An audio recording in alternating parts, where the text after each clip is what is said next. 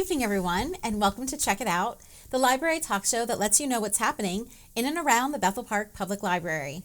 We're your hosts, Elaine Volpe and Christine McIntosh, and happy August to everyone. Getting ready for back to school, and it's a time at the library where we kind of take a breath ourselves. Indeed. Get over our summer learning, summer reading, and prepare for fall. But we do have a few things coming up.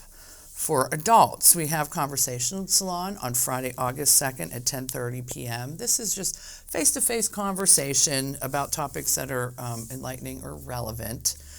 We have Adult Movies for the Mind on Monday, August 5th at 10 a.m. So this group watches like documentaries, independent films that have, usually they're a little more heavy, or they have something socially relevant. Yes. And so then they have some discussion of the theme. That's what I say. So it lends itself more to discussion, right? Because it's it's a discussion. Not necessarily a heavier topic, but a meatier topic that,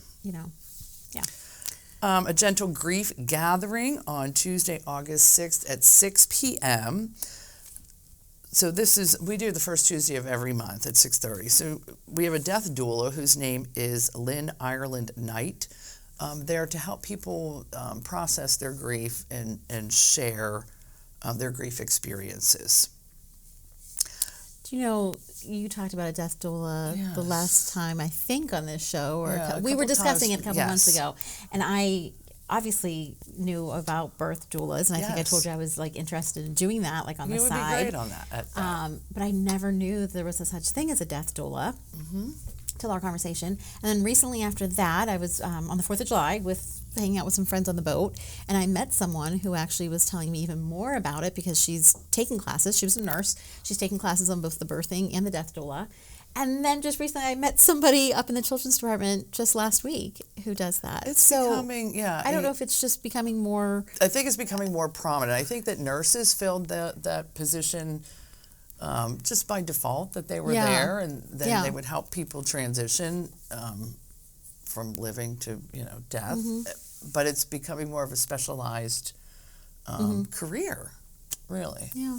Anyway, I really am looking into it. I think it's such an interesting topic. Oh, what a wonderful, what a I don't know how I want to say it, but what a wonderful doesn't sound right. For the death doula, right, because it's a rewarding experience with the birth doula. I don't know that you could say helping someone to pass over would be rewarding, but I think it would be, important. I don't know, fulfilling in some way. Yeah, fulfilling and very important and just special. Yeah. It would be very special. Yeah, for sure. Memory Cafe on Wednesday, August 14th at 10:30 a.m. This is an informal dementia support group designed for families and the caregivers. So, the dementia patient often gets a lot of help and support, but the caregiver needs support too. So it's a really great group. We have cardiac health and the benefit of exercise on Thursday, August 15th at 6:30 in the evening, where Dr. Jenny Zumansky, who's a physical therapist with Lifeline Therapy, will give a presentation on the benefits of exercise for those with cardiac conditions. Conversation Salon we have on Friday, August 16th at 10:30, so just conversation. So we do it every other Friday. And then one of my favorites, this is coming up, fall, is my favorite time of year. I love Halloween. Mine love as well. All things supernatural and strange. So we have an intrusion of UFOs, Bigfoot, and mysterious happenings in Pennsylvania on Saturday, August 24th at 1 p.m., presented by Stan Gordon. So he will discuss some of the classic UFO, Bigfoot, strange creature cases, and other mysterious incidents that have taken place in Pennsylvania and throughout the greater Pittsburgh region. So that's just the beginning of all of our fall strange stuff. There will be more to come. Library Button Club will meet on Wednesday, August 28th at 11. So they meet to talk about the promotion and preservation of buttons as a miniature art form.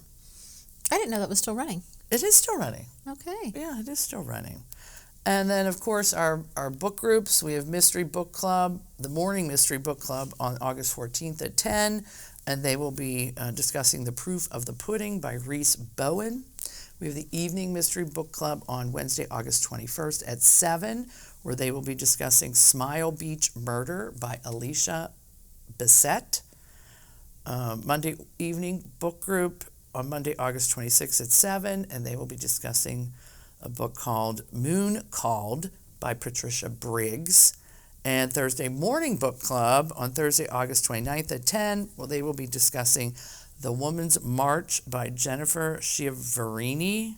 I don't know that I did that one right, but yeah.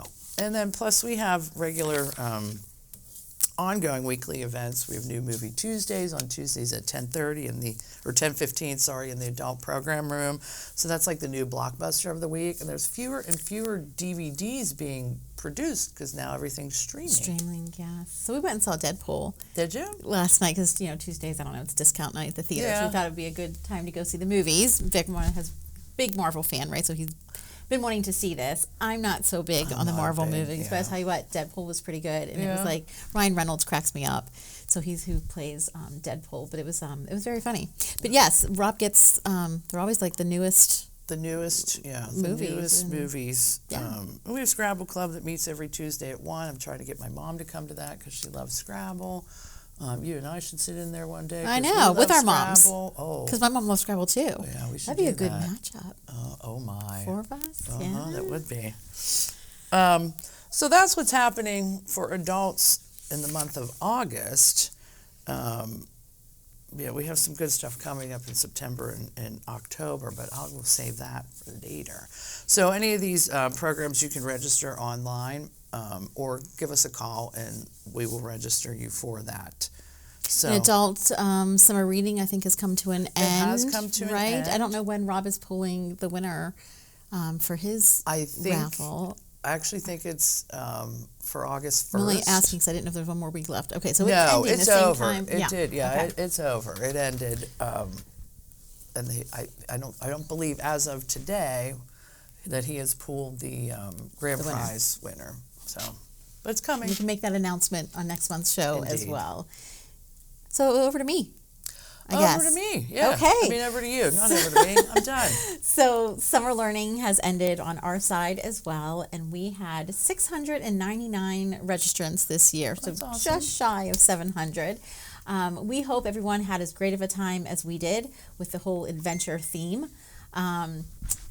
We will be sending out a survey shortly, so if your children did participate, I strongly encourage you to complete that survey just so that we could better plan for next year and we know what you like and what you didn't like, because we often, we try to stick to the things that we know work well, but we're always looking to improve too, right? And as we always say, it's impossible to appease everyone 100% of the time. But we try to strive for the model that's going to work well for The majority. the majority and all different kinds of learners. So adventure was the theme this year. We had a lot of fun. Next year in 2025, we already know what it is. You do? The summer learning theme is Color My World. Oh, that's I'm excited for that's- that one. That's nice and broad. You can do a lot with that. Yes. Okay. So sneak peek as to next summer already. But again, when that survey comes out, we'll probably post it to our Facebook page as well. Please take the time to complete it so we can gather your thoughts. We do appreciate your feedback, and we always keep everything that you say in mind. So yeah, now that summer is winding down, we too are gearing up for fall. We don't have a whole lot going on in August, but we do have our last movie night of the summer. Well, actually, there's 2 more because there's one in September, but This that's one more is for September. adults. That's adults, So yes. family-friendly movie. Our last one is Friday, August 16th. This one's going to be shown at Simmons Park, and we're going to be playing Elemental. So it's a fun time to bring your lawn chairs, your blanket. We provide the popcorn. You can come out and enjoy a free movie with your family on a beautiful summer night. We do And that we've in- been lucky. The weather's been fantastic Yeah, for our knock movie on wood, nights. Right. yeah, it's been pretty great. In the fall, our story times will start back up. We've already had a few inquiries about that. So just to let you know, it's going to be that first week in September. Monday's Labor Day. We don't typically have story times on Mondays anyway. So story time will start on September 3rd, and it will run for 8 weeks. So they will be going throughout September and October. We will have Toddler Tuesdays on Tuesdays, Mother Goose on the Loose on Wednesdays, and Preschool Power on Fridays. Additionally, we're going to be bringing back Sensory Explorers, which is a story time really for all ages, but it's going to be geared toward the younger crowd. But it's very interactive and sensory based, and we're going to continue to host those once a month. So the one in September is scheduled for Saturday, September 28th. You were going to say something. I'm sorry. I cut you off. Yeah, it's gone. Oh, I'm sorry. It's okay. We actually have also have I think Texture Contemporary Ballet. I think I'm getting that right. It's going to offer a ballet story time early in September. So if you want to mark your calendars now, we have that scheduled for Monday, September 9th at 11 a.m. And I think it's a great way to introduce your preschoolers to the world of ballet, right? Yes, my stepson is dating I guess, ballerina. Ooh. Like that was her major in college. She did dance. Now she's in her late 20s, and so she's now working at CMU. So that's wonderful. But it's so interesting to see. And I was, we had the Art and Music Festival this past weekend, and there's that dance studio over at the schoolhouse down in the basement. And so I was going to tell you, I took my first tap dance lesson I was last night. Did you? Yes, I couldn't wait to tell you. Oh my goodness, now, I'm so excited. I think all forms of dance are so hard. Ballet can be so intensive, yes. right? All dance, though, when you're that committed to it, it takes a lot of time and work and energy.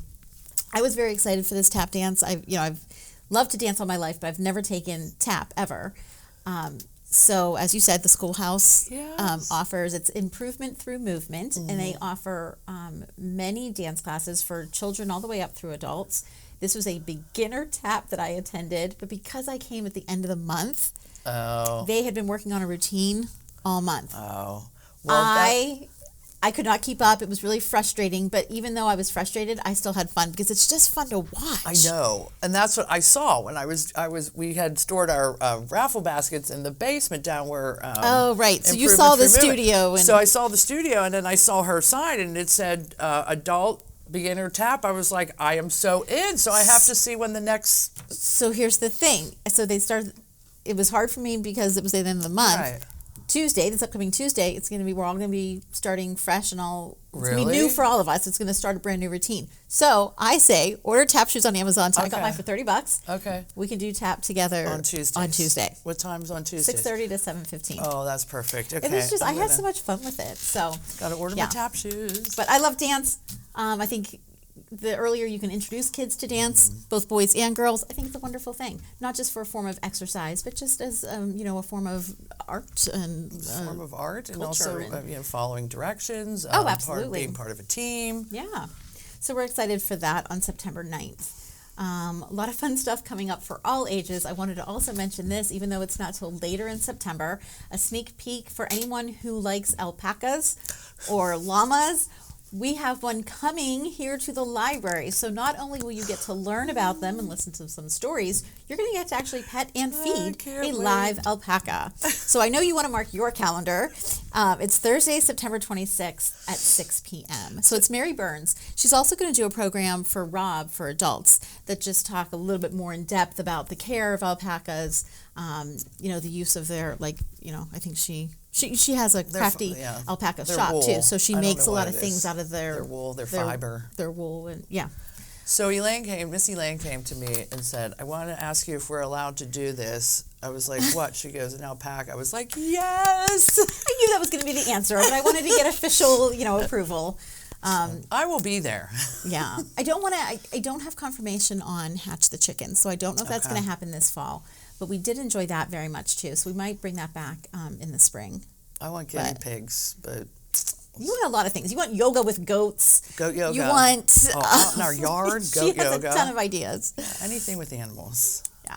Okay. So alpaca coming this fall, and then for teens, Miss Megan's been doing a great job, kind of restructuring the way we do teens. So we've had great response to our teen advisory board.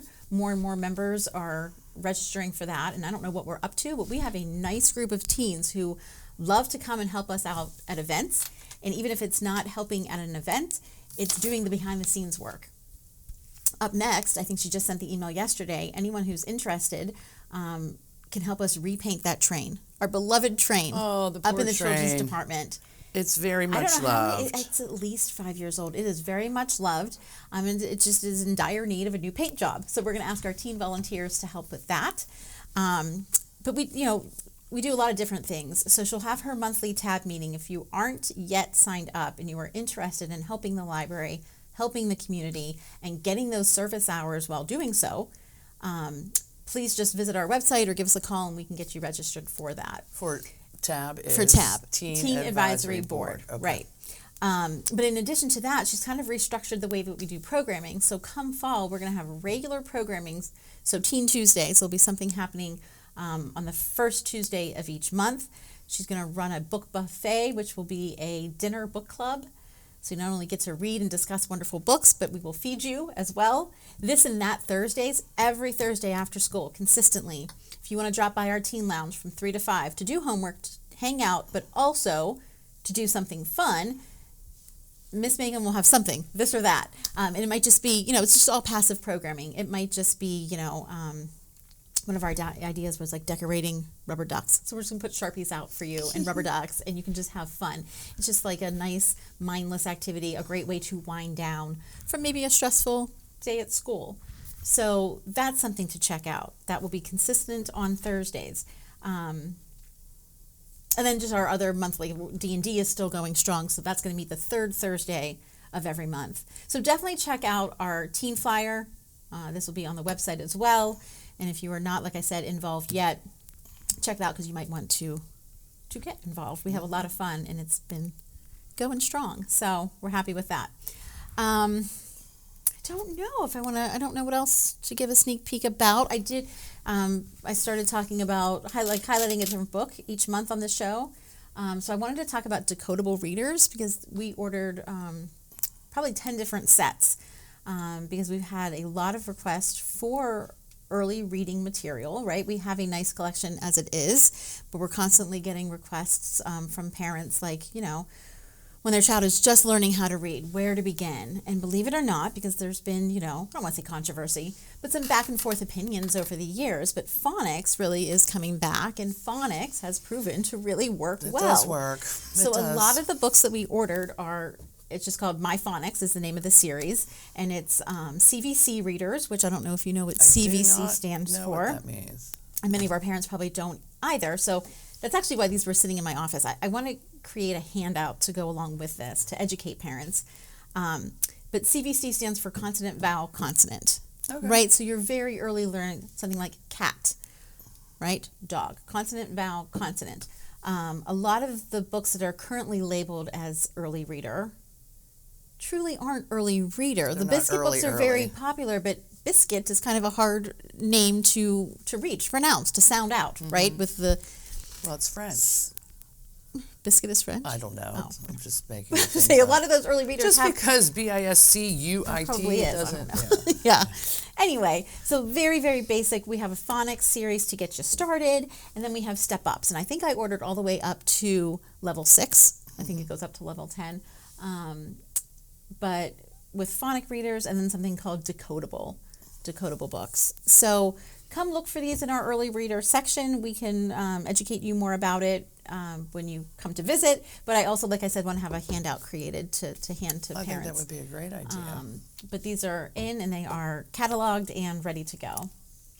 So, I don't know, before we sign off, I think you should give an update on the wonderful festival that just took place a few days ago. So we had the first Bethel Park Art and Music Festival on Saturday, July 27th over on Park Avenue. So Park Avenue was closed between South Park Road and Mesta. And we had over 80 artists in both the community center and then at the schoolhouse.